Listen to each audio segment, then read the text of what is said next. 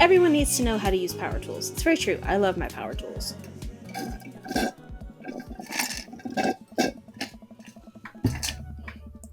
I get to work unpacking the various boxes around the living room. A couple hours pass and I get some good work done. The washer and dryer unit is both washing and drying, and we can actually walk through the living room without tripping over boxes. Dad powers go.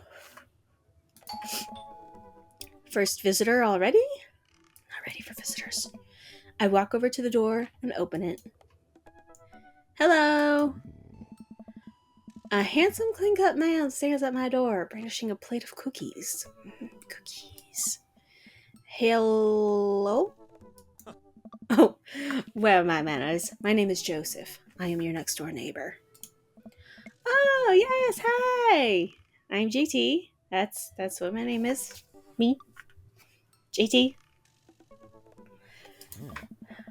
I saw the movie then, and I thought I'd bring over some cookies. My daughter Christy wanted me to let you know she baked them herself.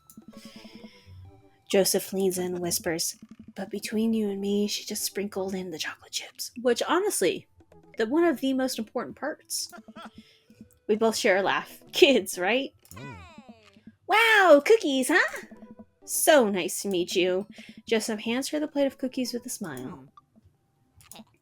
Well, thanks for the cookies. Amanda disappears with the cookies. Amanda, come back. She's gone. That's my daughter. Her name is Amanda. She's a charmer. Daughters are tough. Sons are also tough. Children in general are just tough. I hear that. I mean, they'd have to be something wrong with you to try and raise more than two. I have 4. What have you done? Oh, I meant...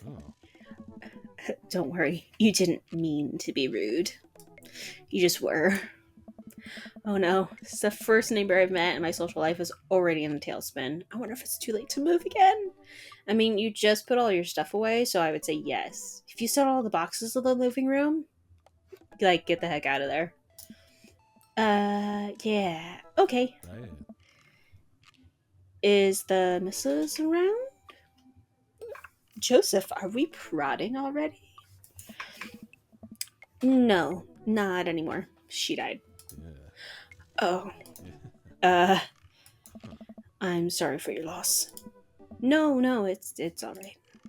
Wow, this is uncomfortable. We stand there quietly for a moment, acutely aware of how awkward we both made things. I'm sorry, can you close the door real quick? I look at Joseph quizzically but comply. After a second, I hear a knock on the door. Opening it, I see Joseph standing there with a huge smile. Oh. Hey, I'm your new neighbor Joseph. I promise not to talk about your dead spouse this time. I'm throwing a barbecue for the cul-de-sac, and I'd love for you to come by and meet the rest of the neighbors in our community. What do you say, pal? That sounds great. My daughter Amanda and I would love to stop by. Also, 4 kids is a perfectly normal amount of children to have. We shake hands to seal the deal. Okay. Well, neighbor, I'll see you at 3 p.m. sharp on Saturday. Sure thing, neighbor. Joseph starts to walk away but stops to think for a second and turns around. Hey, in all seriousness, raising a kid on your own can't be easy. If you ever need to talk about stuff. I'm the youth minister at the church down the street. Of course he is. That polo shirt and the sweater and the belt and the nice hair and the slacks. Oh, I don't know. I wouldn't really consider myself youth. Why not? Yeah. You look pretty young to me, but suit yourself. And with that, Joseph's gone. He seemed nice. Amanda walks back into the living room, crumbs in her face and cookie in hand. That was the smoothest recovery I've ever seen. I should be taking notes. See? You're already fitting in great. Where'd the cookies go? They're gone. I'm sorry.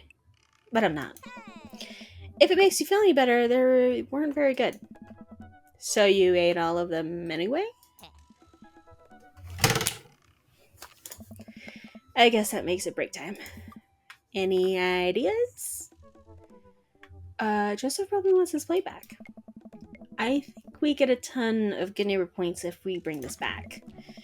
We're gonna be the best neighbors in this whole cul-de-sac. We're gonna kick all those other neighbors' butts. With kindness. Amanda and I step outside. Shoot, I'm actually not sure which house is his. I'd hazard a guess it's the big one with all the well-groomed blonde children sitting on the front yard. Good eye, kid. And remember, we need to make a positive first impression here. Keep it light. Well, we've already talked about your dead mom, so I think we'll be okay. We walk up to the kids and wave. Hey guys, is your dad around? They all just stare at us blankly. We just wanted to return this nice plate and thank you for the cookies. Geez, these definitely are Joseph kids. They all look exactly like him. Except the tired eyes. I think they get that maybe from their mom. What?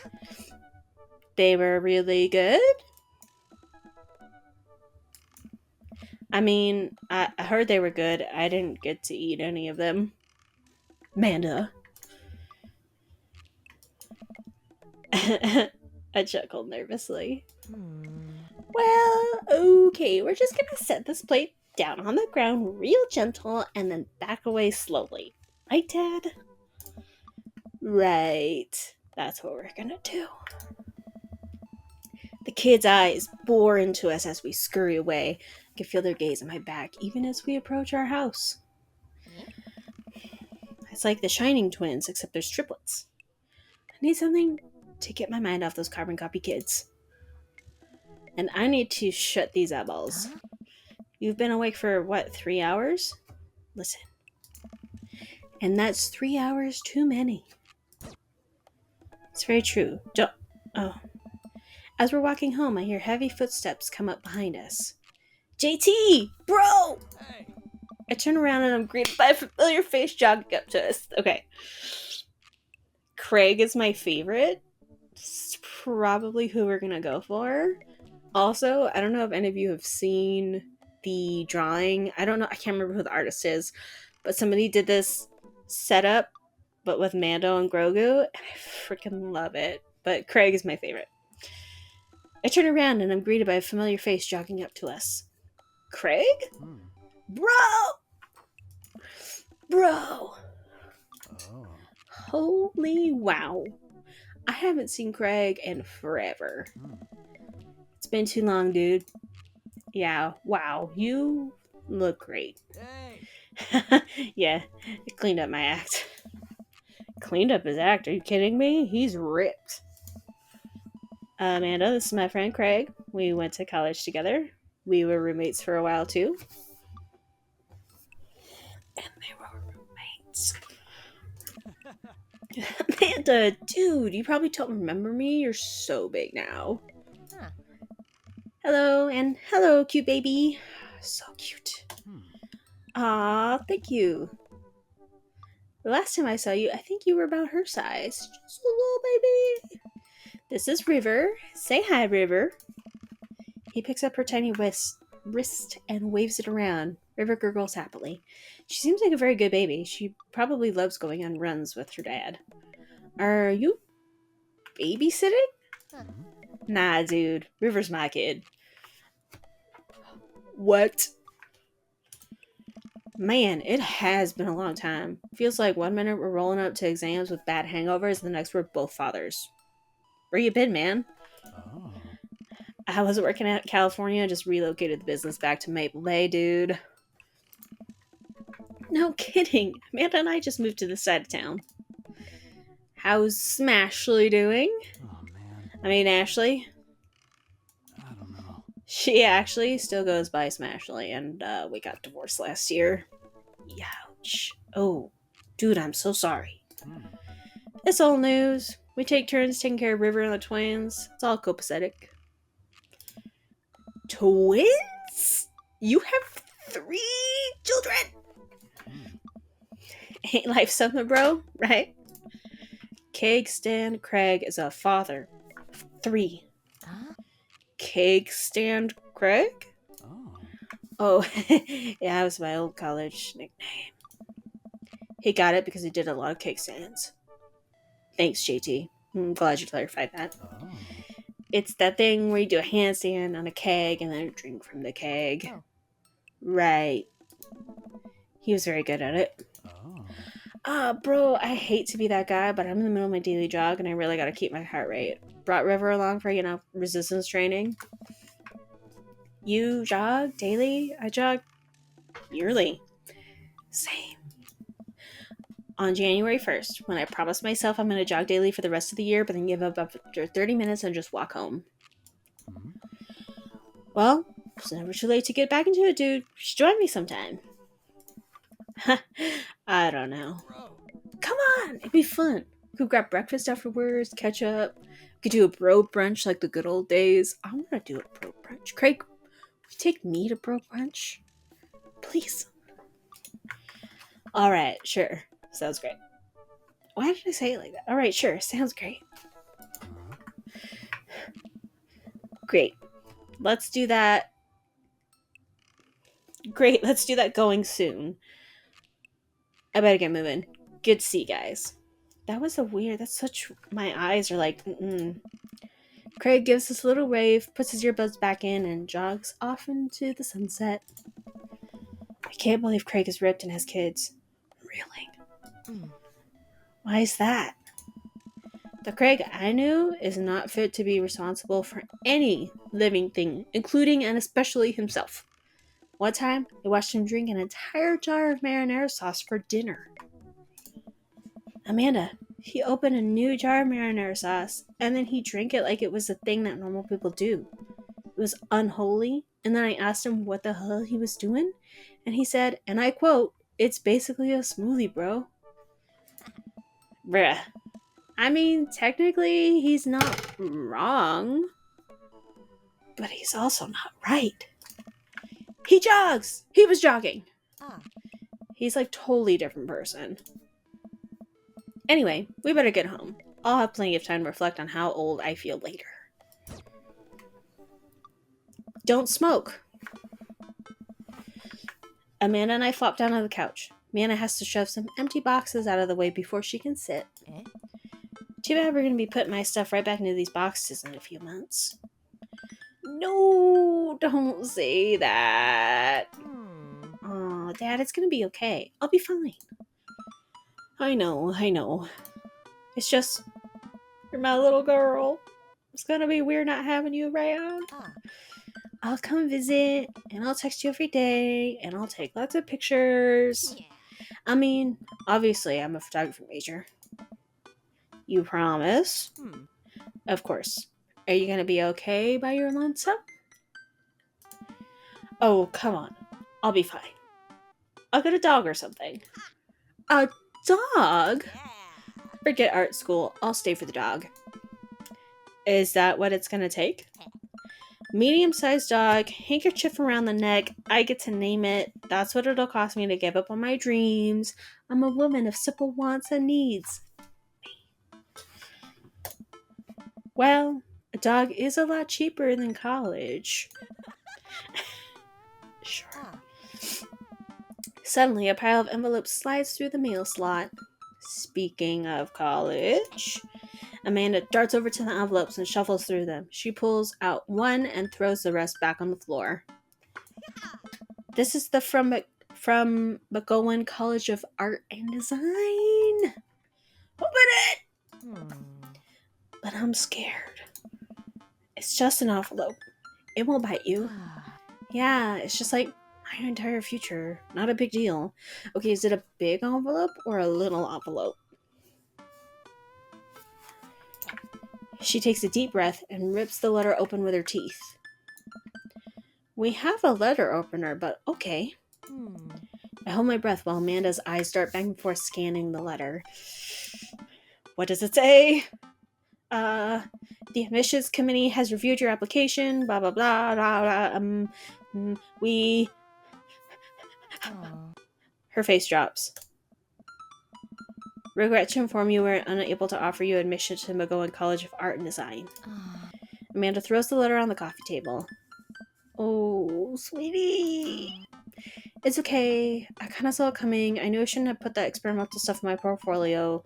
Their admissions officer told me they just want to see portraits or whatever. Lame.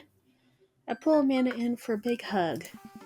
You're an amazing photographer. I know how much you work to put in your portfolio. How much work you put into your portfolio. Some other school is gonna want to snatch you up for sure. Okay, I'm gonna read that again because I can't read today. You're an amazing photographer. I know how much work you put into your portfolio. Some other school is gonna want to snatch you up for sure. Huh? Yeah, I know. It's fine. Are you actually fine, or are you just saying that? Mm-hmm. I'm fine, really. Her face is the opposite, but I probably shouldn't push her on this. Huh. Oh, and before I forget, Emma R and Emma P are sleeping over tonight. Where? We've barely unpacked the house. Where are they sleeping? Ugh. So... You need me out of the way because I am painfully uncool? I would choose more delicate phrasing, but yes. Well, I'll have you know that I conveniently already have plans for tonight, so you'll have the new place to yourself. I have no plans. Yeah? What are your plans? Quick, think of plans! I'm secretly the mayor. I'm going clubbing. I'm gonna go put on a nice outfit and go tear it up on the dance floor. All the hottest dance moves. The lawnmower, the sprinkler, the running man. You know, the ones that all the kids these days are doing. I keep hitting this. I need to move it out of my way. Alright, but I'm not gonna come pick you up if you pull anything this time. Not again. I'm just kidding. I'm actually going to go out and watch the game. Nice. Which game? You know, the game. The one that's on tonight. Dad. The game. On TV at somewhere other than here. Okay, cool. While you do that, I'm gonna do drugs and commit some light arson with the Emmas. Honestly, I wouldn't put it past them, to be fair. I'm concerned you're hanging with the wrong crowd. Amanda shrugs. I would have expected you guys to be up to white-collar crime by this point. Maybe money laundering, at least. I'm a street rat, Pops. You're kidding about the doing drugs and crime, right? Yes, Dad. Just making sure. I give her a pat on the head. Have fun with your sports. Go team. Are you being sarcastic? Aww. No, making fun of sports is played out. Alright then. I do some light cleaning around the house and decide to clear out right before Amanda's friends arrive. Before I leave, Amanda stops me. Hey, don't forget that you have that meeting with my English teacher tomorrow. Ooh, right, Mr. Vega. Yep, totally remembered I'll be there. The only acceptable time and place for decaf is never. Wow, I guess I really didn't think this plan through. I'm not entirely sure where the closest bar is, and Amanda still hasn't shown me how to use the GPS on my phone, so I'm just gonna pick a direction and walk in it. Let's go. This way. Cool, okay. We're marching. We're marching in the direction of the game. Any game, really. In the distance, could it be Jim and Kim's bar? A big burned out neon sign hangs above a tiny dive bar. Jim and Kim's, huh? Alright, it'll do. It'll do. The bar is small and dimly lit. The crack of pool balls sound in the back as patrons laugh and joke. A string of multicolored Christmas lights hover above the bartender. I can't tell if he's Jim or Kim. I pull up a seat at the bar. What'll it be? One beer, please. Sure thing, boss. That's what I would say. A beer. It's like that when it's Supernatural where it's like, what do you want? He's like, oh, the alcohol, please. I would like to purchase some alcohol, please. Uh-huh, what can I get you? Well, I'm 26, as you can see from my license. Congratulations, what can I get you? A banana daiquiri, my good man. The bartender slides me an ice-cold beer. I take a sip and enjoy the refreshing taste. Say, are you Jim or Kim? I'm Neil. Oh. I awkwardly turn my attention to the game, which is playing on one of the TVs on the wall. As luck would have it, my team of preference is not only playing, but is currently in the lead, which is always a good thing. The brightly colored mascot, which is some kind of animal, does cartwheels. I silently cheer on my favorite team, hoping that I don't get into any confrontational arguments with a fan of the opposing team. Several people in this bar are wearing the distinctive colors of the team I dislike, although I believe from their demeanor that, like me, the passion for their team is all in good fun. A middle-aged woman holding a nearly empty wine glass slides up to the bar and sits uncomfortably close to me. Hey, sailor. I was reading this fan fiction about Star Trek, and the main character says, "Ahoy, McCoy!" That's this vibe. No. Oh, hello. Good to see fresh meat in here. I'm Mary. Come here often? No, actually. I just moved in this part of town today. I'm JT, by the way. Are you watching the game? Yeah. My preferred team is in the lead. If they keep this up, they'll win the game with ease. Oh, I love that team. I also love that game. I love someone who knows their way around balls. I'm getting the impression that she's a little drunk. Buy a gal a drink? No. Maybe some other time? Give it a rest, buddy. Suit yourself, sailor. Mary saunters off, setting her sights on the newest bar patron to enter. I happily watch the game over another beer. The game has gotten close in terms of points, a little too close than what I am comfortable with.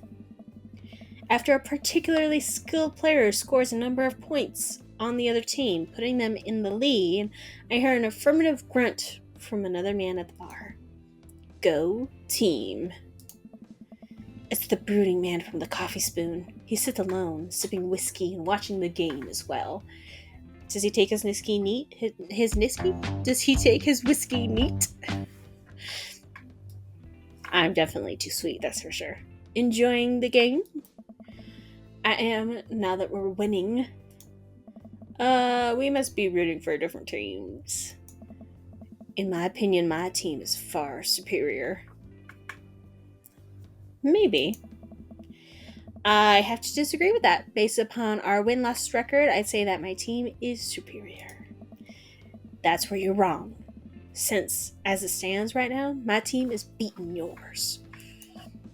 The conversation ends there, and we both go back to silently rooting for our respective teams. The game is close. Both sides playing their hardest to win, but the end of my team prevails! Quiet cheers ripple through the bar. I raise a respectful glass at the man drinking the whiskey. He raises his in response. An unspoken truce is formed between us based on mutual love for the game. He motions to the bartender, who pours 2 glasses of whiskey. The man slides one over to me. Name's Robert. Thanks, I'm JT. Can I call you Bobby? You must be new here. Mary already hit on you? Yeah. She's a peach. Well, you picked the best bar in town. As slimy as it is, you'll never find a better spot than Jimmy Kim's. Is there actually a Jim or a Kim that runs this place? No, that'd be Neil.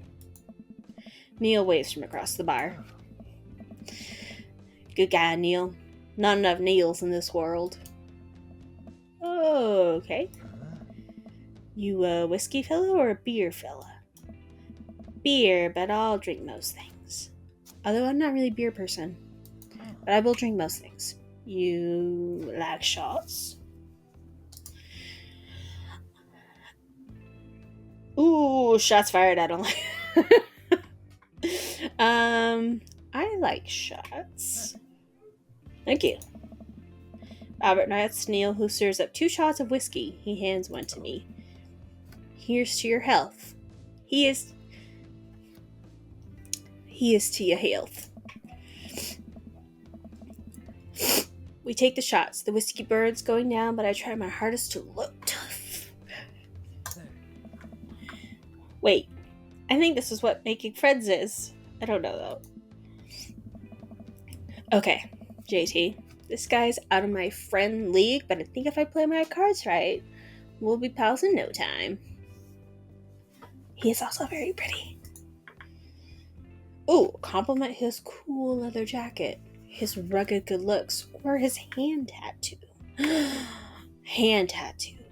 He's actually got it in the same place as Pedro has his hand tattoo. I like your tattoo. What does it mean? No, not that question. It's a reminder of what? I wait for him to elaborate, but it seems like he's done talking. Man, this guy's mysterious and cool and hot. Way cooler than I am, at least. Robert signals to the bartender for another round. What are you doing here tonight? Running from my problems? The usual. I like your style. He gets up. Be right back. Got a powder my nose. Never seen Robert this talkative. He must like you. I guess so. I gotta admit that Robert has a rough charm to him. If a guy like that thinks I'm cool, I really must be. Robert comes back from the bathroom and grabs his leather jacket. I'm gonna go home. You headed my way? Robert and I leave the bar and find ourselves walking in the same direction. I live in this cul-de-sac down the way. Everybody lives in the cul-de-sac. Does everybody live there? Yes. Yes. Me too. We just finished unpacking today. Great place to be. Good neighbors. Well, some of them. Who was that? We get to Robert's house, which is just a few houses away from mine. We stop and he turns to me. I don't kiss and tell. So, are we doing this or what? What? You know, you want to come inside or not? A wave of realization rushes over me. I blush.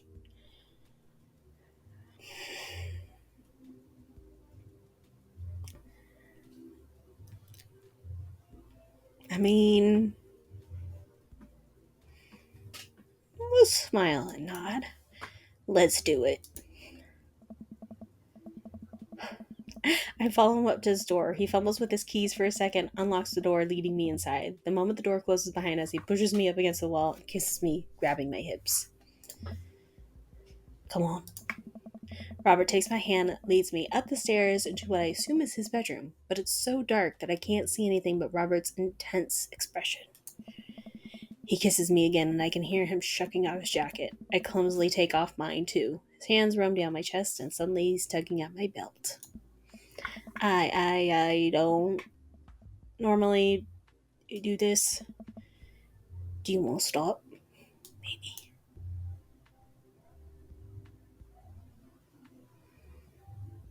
No? No?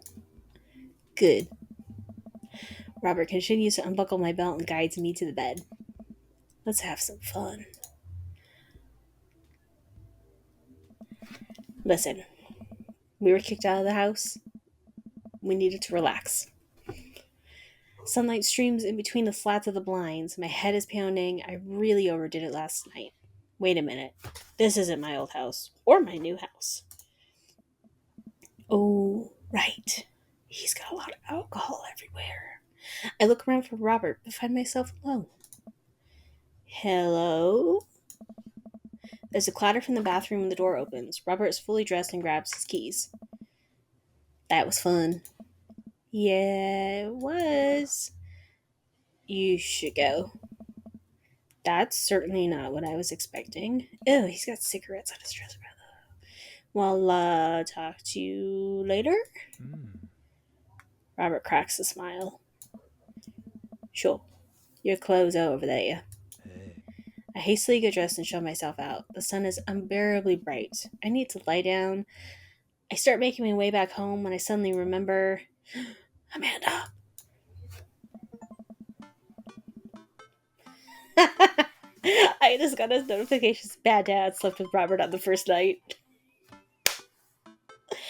Oh, I rush back home and throw the door open. Something smells delicious.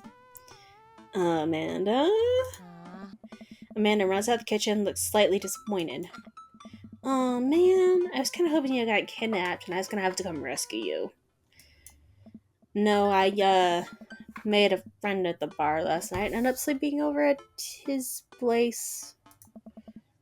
Where are the Emmas? They left a little while ago.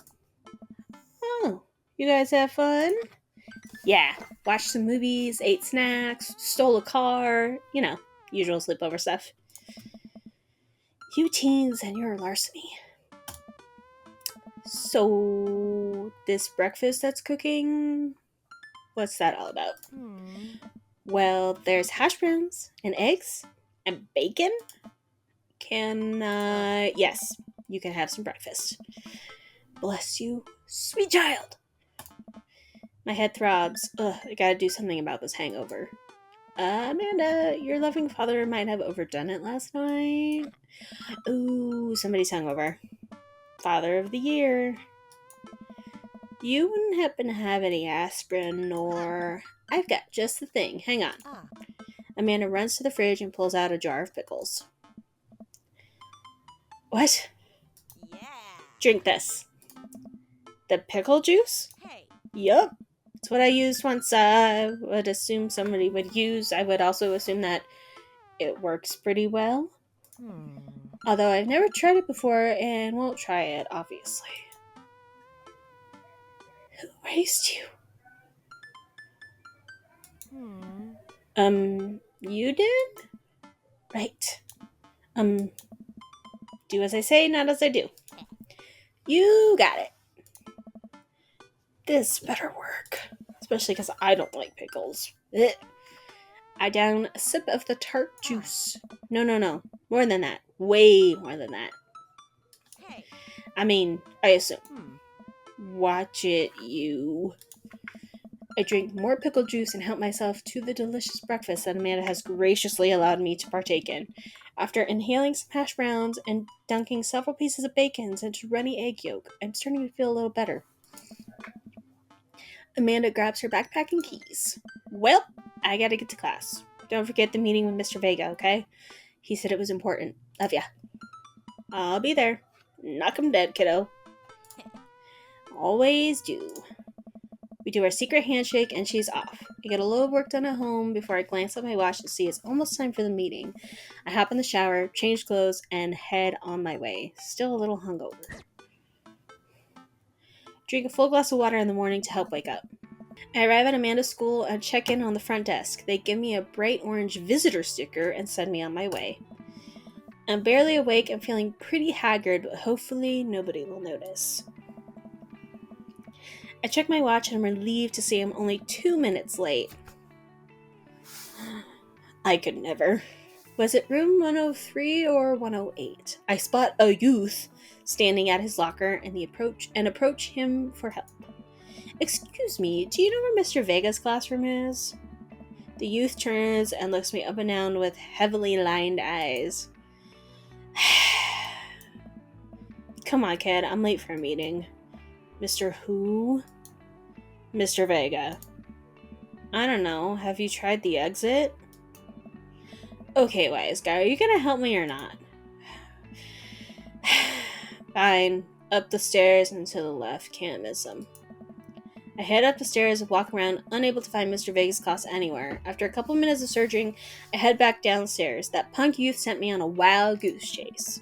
I have to get back to where that low-rent Gerard Way is standing, fully ready to give him a piece of my mind when suddenly a head pops out of the classroom next to his locker. Oh. Lucian, don't you have third period to get to? Fine, Mr. Vega. Oh. Wow. Now I'm officially 10 minutes late. I glare at him as he walks away. We're not cool. You must be JT. This period's almost over. Would you mind waiting in the back? Sure. Mr. Vega leads me in and I take a seat in one of the comically small student desks in the back. I might get stuck in this. I don't. Alright. Where were we? Now, who could tell me about the unreliability of the narrator in J.D. Salinger's Catcher in the Rye? Yes, Colin. Colin stands up and does the thing where he blows into the crook of his elbow to make a fart noise. The whole class erupts in laughter. Alright, everybody. Very funny. Colin, sit down. Now, Holden Clawfield is an unreliable narrator in the sense that the bell for the end of the period rings, all the students immediately get up and make a break for the door. What? Remember to do that reading and answer the response questions on page 194 in your textbook. Nobody's listening. Or not, I guess. Mr. Vega turns to me and sighs. Middle schoolers, right? Don't you teach high schoolers? Both. You know, budget cuts. Right. Thanks so much for coming in. No problem, Mr. Vega. Please, call me Hugo. I don't normally do things that prompt two parent-teacher meetings, but as I'm sure you know, Amanda's a very bright student. I'm concerned about her recent behavior. It's the Emmas. Get her away from the Emmas. What's going on? Amanda has never been the most engaged student, but I know she cares. Recently, though, she's been falling behind. She's not completing assignments and has been doing rather poorly on tests. I normally chalk this up to senioritis, but this is strange. I thought Amanda always shared everything with me. It hadn't even crossed my mind that something might be wrong. I just wanted to ask, is everything okay at home? Well, we just moved. Well, we just moved recently, but it was only to the other side of town, and Amanda was more excited about it than I was. See if you can talk to her about it. I know she values you a great deal and would appreciate your guidance. If she keeps heading down this road... I know how important art school is to her, and I would hate to see her miss out on scholarship money that she clearly deserves. I'll make sure to talk to Amanda. Thanks for letting me know, Hugo. Anytime. On my way out, I stopped thinking for a moment. I turned to Hugo. Hey, Hugo? Yeah? Did I ever catch that rye? Yes. I leave the classroom and make my way out of school. I'm still a little bit shocked that Amanda was able to hide it so well from me. She's always been such a force for positivity in my life, especially after we lost her mother. Amanda must be done with classes for the day by now. I'm sure she would appreciate a ride home, and maybe I can talk to her about what's going on. I pull up to the carpool, and Amanda hops into the passenger seat. So, did you have fun gossiping about me? Mr. Vega and I actually just gossiped about our celebrity crushes. Pedro Pascal, Judson Ackles, Carl Urban, Chris Evans, Tom Holland. So you talked about Mario Batali the whole time? It was a very productive meeting. I'm pretty hungry. Can we grab some dinner? Sure thing. Let's go to the mall. Does that sound good to you? Heck yeah, it does. Who doesn't love the mall? Yeah, sure. Buy them all. Geez, can a dad take his daughter to the mall? Will you buy me things? I will buy you a thing. Singular. Sounds like a deal to me. Ah. We drive in silence for a short while. Amanda plays a game on her phone, and I should say something. You know, sometimes when a kid gets older, they find that they have to keep things hidden from their parents, and that's okay because sometimes that's what kids do, and that's okay. But also, sometimes it's good to have parents' perspective because, you know, maybe the parents have also dealt with similar situations, and maybe they're a little cooler than you give them credit for. Anyway, what I'm trying to say is that it's good to share. Love you. Have you been reading my tweets? You have a Twitter? What? Never mind. Look, sweetie, Mr. Vega said you haven't been participating in class and that you're not turning things in. Oh, I'm fine, Pops. Senioritis and all that. I thought you liked Mr. Vega's class. It's fine. He's fine. We pull up to a stoplight and hi, Amanda. She's still texting. Just, I want you to know that you can talk to me about anything. Uh-huh. I can tell that whatever it is, she doesn't want me knowing about it. That's frustrating. I heard Emma R. is going to that fancy art school in California. That's exciting. Yup. Are you bummed that you guys aren't going to the same school? Yup. Amanda keeps texting. She stifles a laugh. What's so funny? It's a... I don't think you'd get it. Okay. Who you texting? Noah. Sebastian? Who's Noah? My friend. Does he go to your school? Yep. Do you like Noah? What? No! Dad! Ugh. I can't believe you would... I mean, geez. Why would you... Gross. Sorry, it's just asking.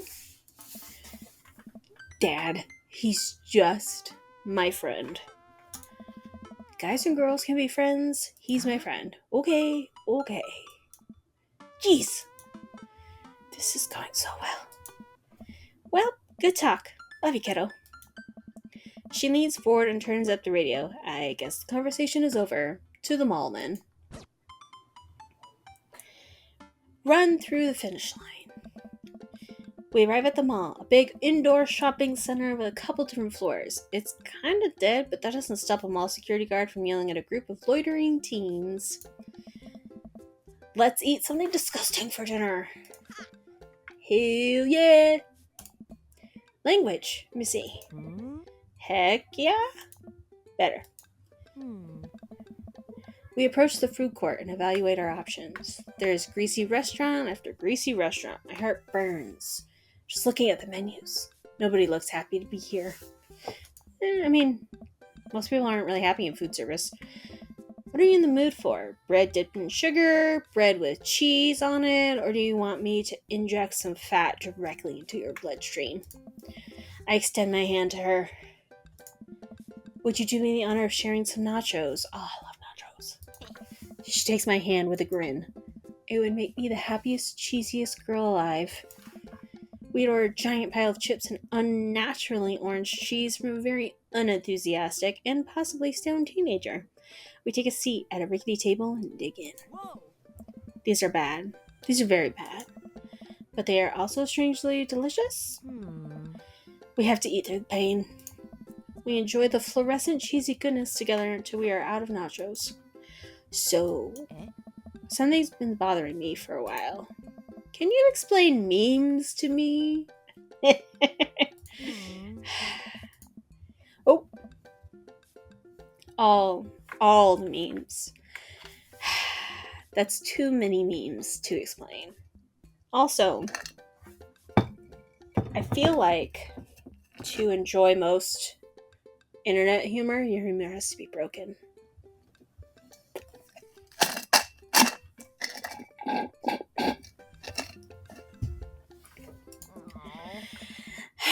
Amanda sighs deeply and places her head in her hands. Dad, it's complicated. See, memes are inside jokes shared by a bunch of people that get less and less funny the more people do it. So the problem is, by the time a meme gets to you, Dad, all of us youths have already done the joke to death. Ugh. And what's worse than that is when movies and TVs and video games will try to jump in on a meme train, but just based on how long it takes them, the meme will be long dead. And by the time it comes out, so it just dates it and it isn't funny. Oh shit! What up, Dad? Please. Anyway, changing the subject. Where to now? Want to go to that goth store? Yes, we do. What? You know, the one that's all black and tries to establish itself as an anti-establishment, despite being the exact representation of the establishment? I don't know what store you're talking about. You know, the one where you can buy chain wallets and it's basically all assault on what people fought so hard against in the punk and hardcore movie of the 70s, hardcore movements of the 70s and 80s. Dude, you gotta be more specific. Does he though? Cause like in my mall, that the Hot Topic and Spencer's are your two choices for that. The one you threw up in that one time. Oh, that one. Hot Topic. Amanda runs into the store with me trailing behind her. She makes a beeline for the back. Yeah, definitely Hot Topic, not Spencer's. There it is. You can still see the outline, kinda. I'm so proud. Speech! Amanda. Speech! Alright, I'll do it if you stop chanting. Amanda stops immediately. I clear my throat. Thank you all for joining us here today to commemorate a historic moment that would forever shape history. On a day very much like today, some 5 years ago, our very own Amanda Ann Confetti had too much blue raspberry slushy on an outing to the mall. After begging her father to take her to Dead Goth and Beyond to buy rainbow suspenders, she proceeded to throw up all over the display of My Chemical Romance merchandise. Her loving father then had to pay for said merchandise, which to this day remains among our possessions. Thank you. I mean, at least it was My Chemical Romance. Amanda is moved. She begins clapping, slow at first, and then faster, more vigorously. Several other patrons turn their heads. One of them also starts clapping. I bow my head. Oh, hey! Chain wallets! While Amanda busies herself looking at band t-shirts, I try to find something of interest to myself. Not much for a dad to look at in Dead Goth and Beyond. Depends what kind of dad you are, I guess. I'm gonna look at the ironic mugs. I'm suddenly stricken by existential fear. If there's only one number one dad, then why are there so many mugs here that say that? This whole time, I thought I was the only one. If I'm not number one, where do I place the global dad ranking charts? I have work to do. Look, this is very important to me. I know most of these characters, but when they appear on my screen, I overhear a stifled argument over at the cash register. An older gentleman is carrying a garment and showing it to the bored-looking cashier with pink hair. I can see that. I don't know what to tell you, dude. I just work here. What?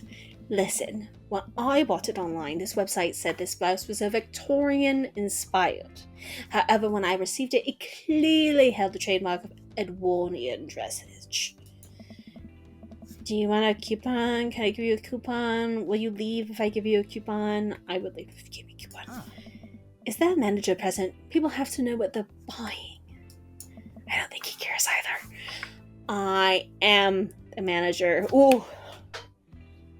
So much I'm so sorry, cashier. I understand completely. I see. Well, it would seem I have outstayed my welcome. Good day, shopkeep. Your superiors will receive a strongly worded letter by post. Whatever, dude. The man whirls around and storms out, his literal coattails trailing behind him. I can't tell if they're Victorian expired or Edwardian in nature.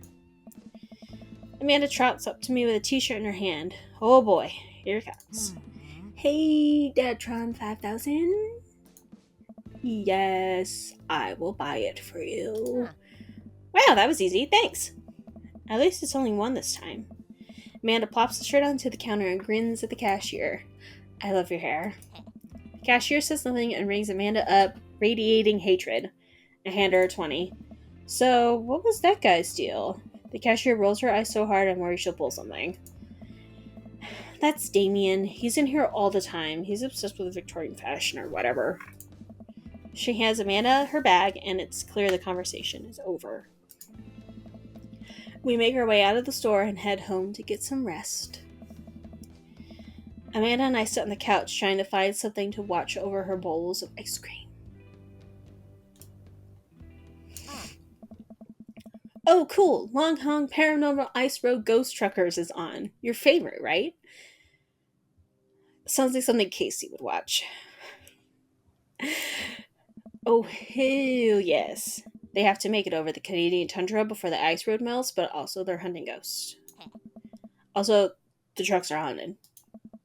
This is an episode I've already seen, but one of the best. Callum and Flint Dogbone, the twin brother truck driving a ghost hunting duo, find themselves in the greatest peril yet. It's almost like Supernatural if they were like truckers. You know what this is? Ghost facers. Oh no! The ghost done got control of the truck. I can't steer them their damn ice roads. Let me use the EVP meter to try and communicate with the spirits. Flint, we're about to die! Ah, almost got it. If you listen carefully, it sounds like it's saying you're going to die. That's because we are going to die, you! This is art. The episode ends and Amanda excuses herself to go and start arguments on the internet. I stay up a little longer, curious about the exploits of Callum and Flint Dogbone after their disastrous ice road accident. Afterward, I crawl into bed and get a good night's sleep.